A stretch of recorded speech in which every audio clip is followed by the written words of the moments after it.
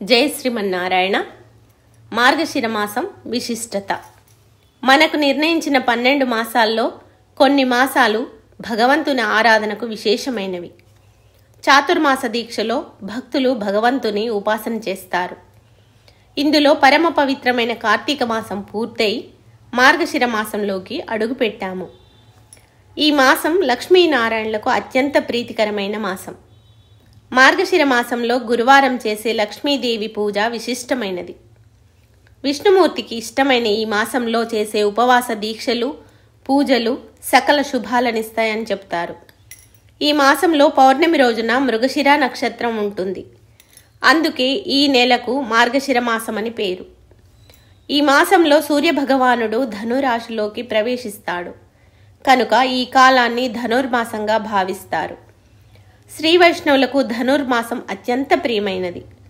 అందుకే శ్రీకృష్ణుడు భగవద్గీత విభూతి యోగంలో మాసానాం మార్గశిరోహం అని పలికాడు. 12 మాసాల్లో మార్గశిరమును నేను అని చెప్పడం జరిగింది. నారాయణుని అర్చించుకునే ఈ మాసంలో వివాహం కావాల్సిన అమ్మాయిలు కాత్యాయని వ్రతం ఆచరించి భక్తిభావంతో గోదాదేవి రచించిన 30 పాశురాలను రోజూ పఠనం చేయడం వలన ఉత్తముడైన భర్తను పొంది వారు కోరినది లభిస్తుందని చెప్పారు. కాత్యాయని వ్రతం అంటే గోకులంలో గోపికలు శ్రీకృష్ణుని భర్తగా పొందడం కోసం చేసిన వ్రతం.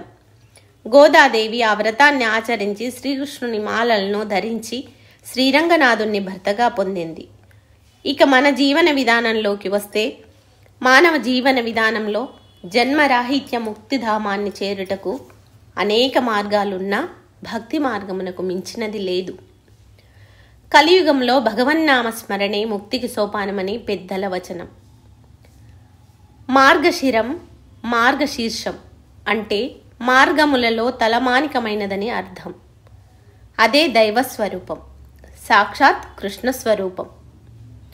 దేవదేవుడు చూపినది భక్తిదారి. నవవిధ భక్తిలో భగవంతుణ్ణి అనన్య భక్తితో మనస్ఫూర్తిగా స్తుతిస్తూ కైవల్యాన్ని చెందడమే మానవ జీవితానికి జన్మ సాఫల్యం. హే దేవదేవా, దారి తెన్ను తెలియక సంసార సాగరం అనే సుడిగుండంలో పడి కొట్టుమిట్టాడుతున్న నాకు నీ పదాంబోజముల మీద భక్తి నావను ప్రసాదించు తండ్రి. నీ దరికి, నీ తీరానికి చేరి తరిస్తాను అంటూ వేడుకోవాలి. ఈ విధమైన భక్తి మార్గమును నిర్దేశించేదే మార్గశిర మాసం.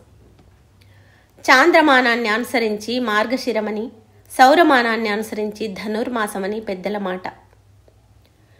అనన్యా చింతయంతో మాం యోజనాం పర్యుపాసతే తేషాం నిత్యాభియుక్తానాం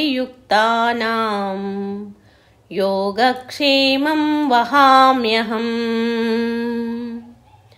ఇది భగవద్గీత 9వ అధ్యాయం 22వ శ్లోకం.